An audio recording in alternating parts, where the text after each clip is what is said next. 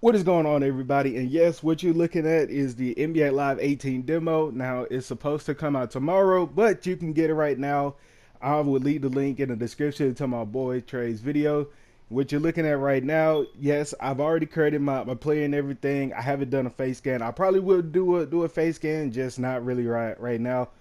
But I'm about to jump into the first game, and I will see you guys after.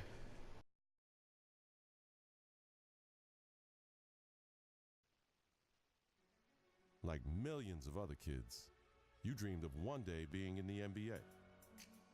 You wanted to be a star, and someday to rise above and become the greatest to ever play. You dreamed of being the one. But the road to stardom is never easy. There are obstacles, injuries, and disappointments. Adversity is universal. It can happen to anyone at any time. And one day, it happened to you. You went from being a guaranteed lottery pick to a kid who may never even play college ball again.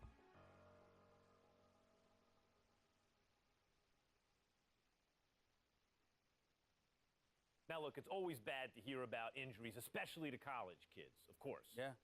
But Stephen A. Smith, this one is particularly disheartening because we are 2 weeks into the season, and one of the top NBA prospects in the country goes down potentially with a season-ending injury, a knee injury. That's a killer. I couldn't agree more. When I heard he was carried off the floor today, all you can do is find yourself hoping that he'll make it back. That's the bottom line. But my heart goes out to him because I didn't expect this. This is a devastating injury. It's never good to have something like this happen to you. The team doctor broke the news. Torn ACL, sprained MCL, and a torn meniscus. Surgery was scheduled, but your game will likely never be the same. At the 2016 NBA draft, your name is still mentioned. Not as a prospect, but as a cautionary tale.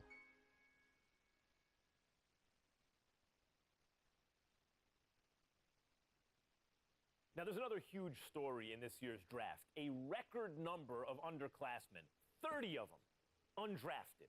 And I hope, anyway, that this is a lesson. This serves as an example to college players. I'm not talking about the ones who are genuinely one and dones, the guys you know are going to be lottery picks. I mean the rest of them. They're not sure shots. You're not sure they're going to be lottery picks.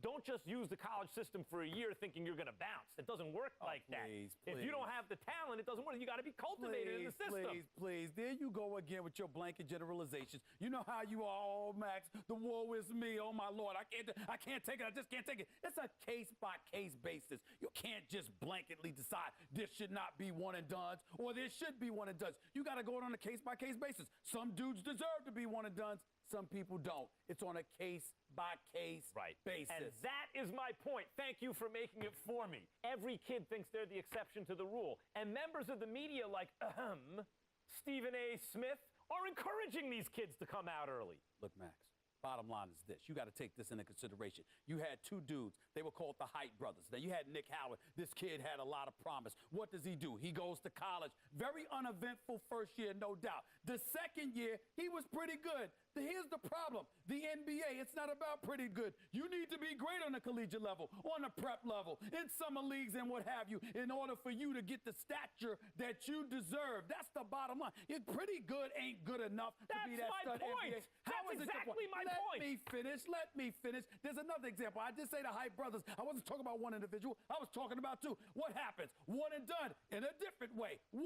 year, one ACL injury later, and look where he's at now. His future is clearly uncertain. So you got to take advantage of that opportunity because you never know when an injury is going to cost you everything. Stephen A., listen to yourself. Let's listen to yourself for a second. You give one argument for why a kid should come out early, a one-and-done situation.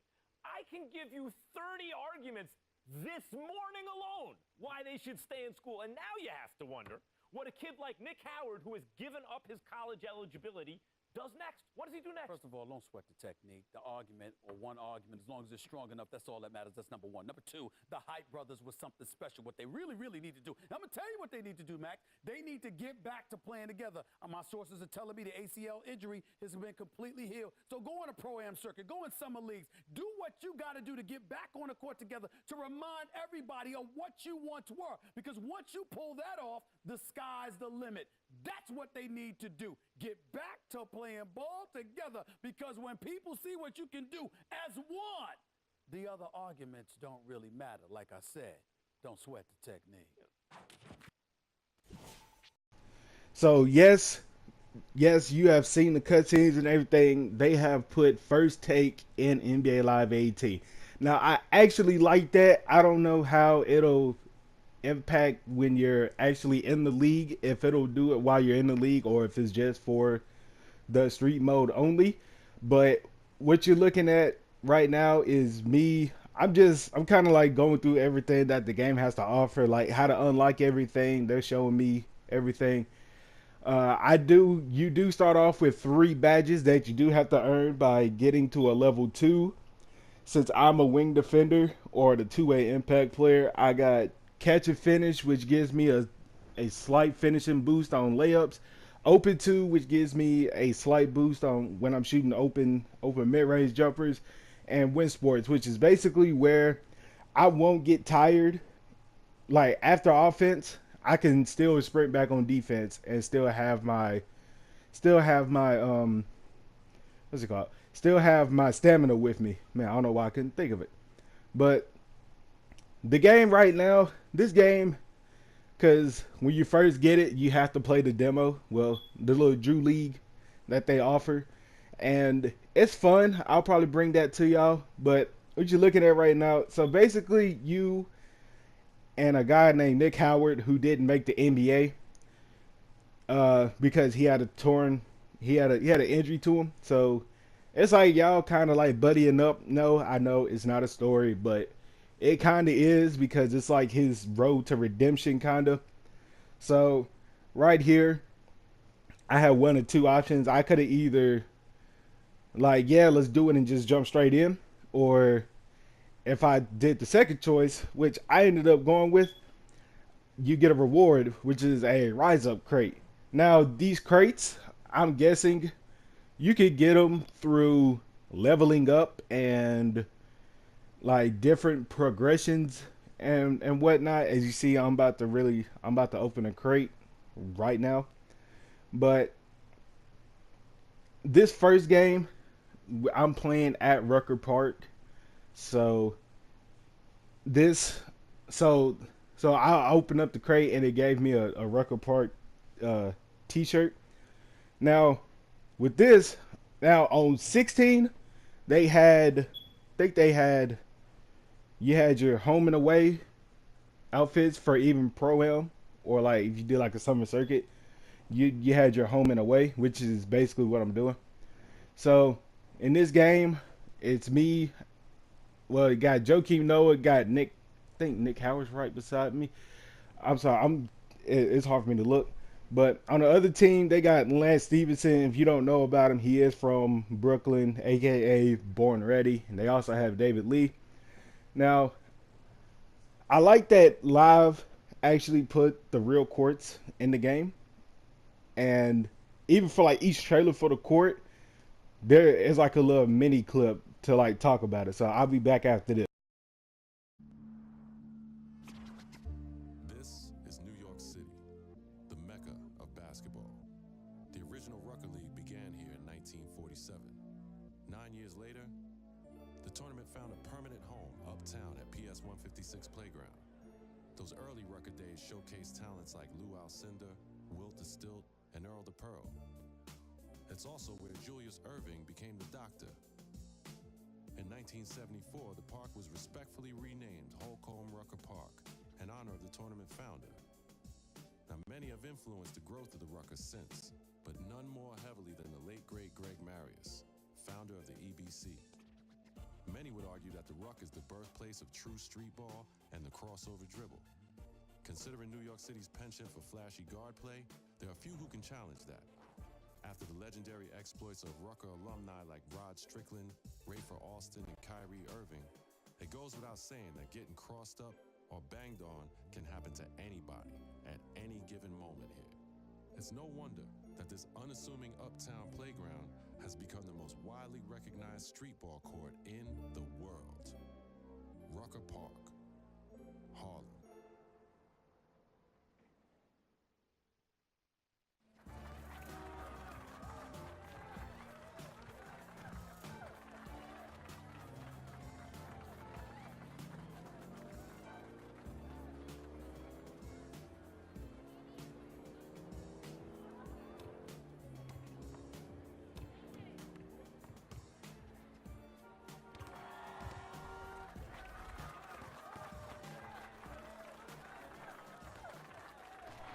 All right, so looking at my guy, I look very short. Again, I don't know the conversions from centimeters and the like feet and inches. I know, I mean, I am in college, but I don't take any more math classes. So, but looking at my guy, I look like I'm 6'5", maybe 6'6". I don't know. I think the maximum height you can go on a wing defender on here. Well, if you go with a wing player, is like 6'8", 6'9", I think. But as you see, I tried to like sneak in and get a get a little easy steal. I couldn't do it. But this game, I was more of a facilitator because again, I'm just starting off, so I had to figure out my play style. I wanted to try this out because me and my boys, we were all talking about which play style we actually want to go with. Like what really fits. I mean, we're gonna try out. Like I'm gonna try out a lot of styles that like I think would personally fit me. And when the game officially comes out next month, I will have like my official choice. But let me know, one, if y'all have the demo already, and two, like what's y'all's position and weight and height, if y'all know how to convert centimeters and kilograms and the feet and inches and pounds. As you see, that he ended up crossing up Joakim Noah because Joakim Noah is not really that good on his feet. But as you see me, I'm running the fast break. I'm getting assists. This game, I mean, I don't really have a 3-point shot. I can't cross anybody over. Like it's gonna be a struggle for me. Now, what I really like, and you see me finishing the layup right there. What I really like is that, and this happened to me when I was doing the opening Drew League like demo gameplay before you dive into the game officially. What I noticed was that they play the passing lanes. So if you want to throw a cross court pass, more than likely it's going to be stolen. Unlike on 16, where their awareness, I mean, you can steal it, but it's like you couldn't really steal it like the way you wanted to. But like when I was playing the Drew League, and I'll probably bring that one to y'all. You see me again. I'm finishing the layup. I don't know. I didn't change the difficulty because I just want to start off. Kind of want to get my feet wet. I want to dive into it.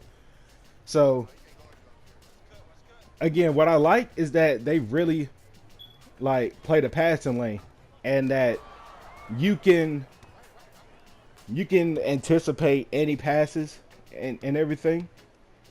And I like that.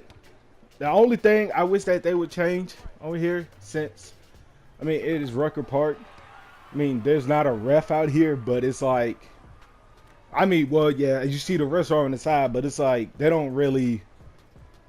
I said like they didn't call any fouls in this game. Like it would be like one. It'll be an instance later on in the clip where you will see that like somebody went up for a layup and they fell. Like the way they fell, it's like if that happened in the league, it'll be a foul or something. But you see right here, the inbound, that play right there, when David Lee fell, it's like you could really call that a foul, but they didn't really call it. Like a lot of these plays could have been fouls, but they just really didn't call it. But you see me The wing defenders, from what I've played, which is only like one game so far, and you see him getting past them right there. Finish with the layup, Lance Stevenson, of course.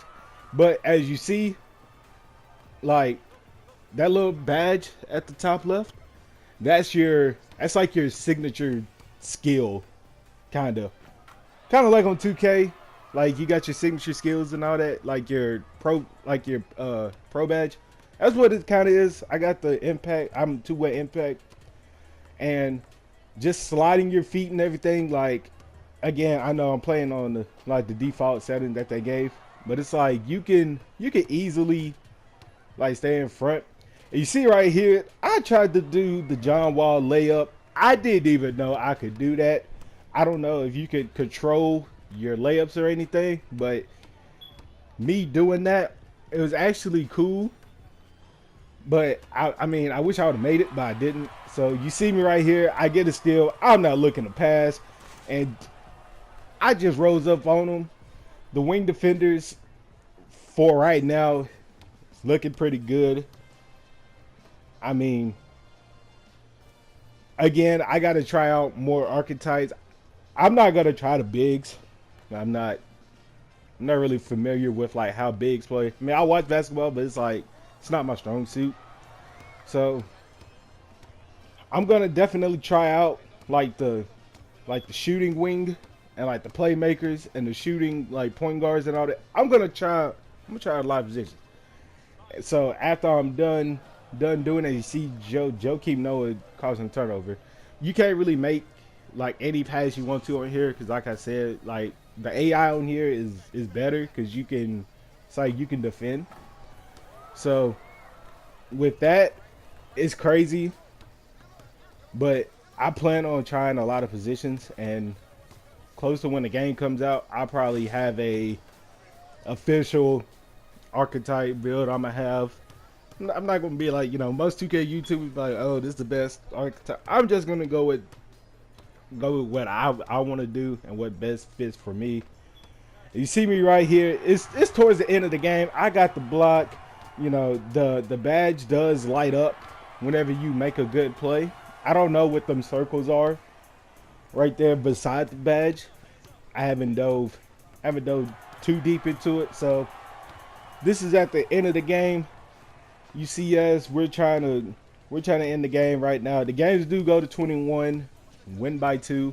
It's the same thing with the Drew League, like that opening demo. It was a like up to 21, win by 2, which I don't really like. I wish it was 4 quarters, but as you see right here, we do win the game. I hit the game winning bucket. The face scans on here and everything, I like it. So what I really like on this game is that they'll show, well, at the end of the game, highlights or highlight. And you see when I got the steal and I just rose up on Lance Stevenson. I hope they do that for your key plays and just not just key play that you make. But so far, I'm really liking the game. You see all this, your story progress, your traits and objectives, all of that. Right now, I'm really having fun with the game. And I will see you guys next time for episode 2 of The Rise Story.